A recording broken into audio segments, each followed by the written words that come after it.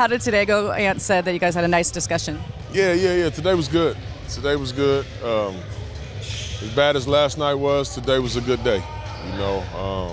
It's always good to just have those things. I would like to have some of these after some wins, but there's some times when we play amazing. But yeah, it was good though. A lot of things that we needed to talk about.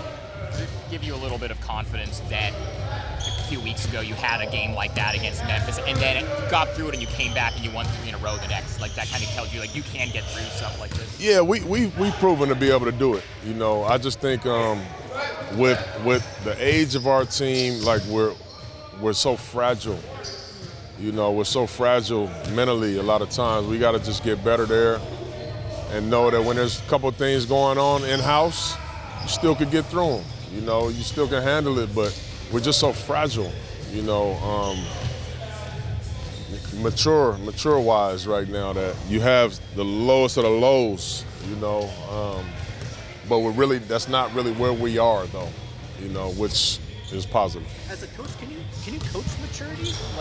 No. I was gonna say it didn't seem like no. That's you You just got to go through it, man. You know what I mean? Like there's no substitute for it.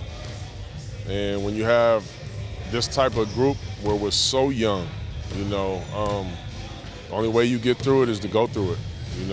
That's just it. You can't substitute that. Is that lack of maturity part of the reason why they couldn't pull themselves out of it when it was clear that you guys were off to a bad start? Because you talked about Lowry's out, the team's spirit changed, but okay, now it's 13-3. Let's call timeout. Flip the switch, and they couldn't flip the switch. Couldn't pull it together. There's sometimes, we do better at it. And as a coach, you start subbing, you start doing everything. You start pulling all the timeout subs, and you just try everything. Angry looks.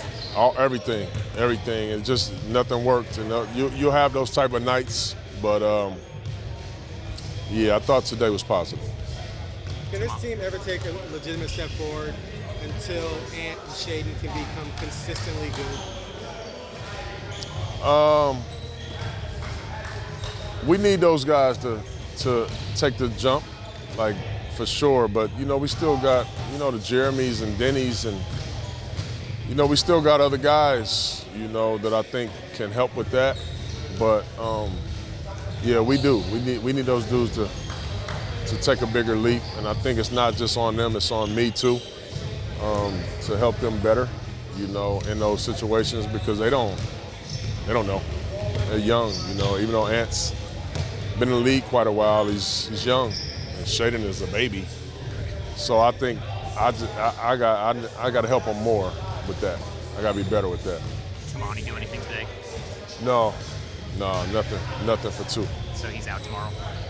Yeah. Two will be out tomorrow, I'm sure. But we're still waiting on everything. Scoot still up in the air, not sure. You can see him down there working out. Is he close? Scoot? Yeah.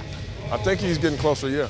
I do. I think he's getting closer. He's doing more and more, so that's a great sign. Where do you see Ant struggling at right now? Is it just shooting consistency, or is he still trying to feel his way in his role?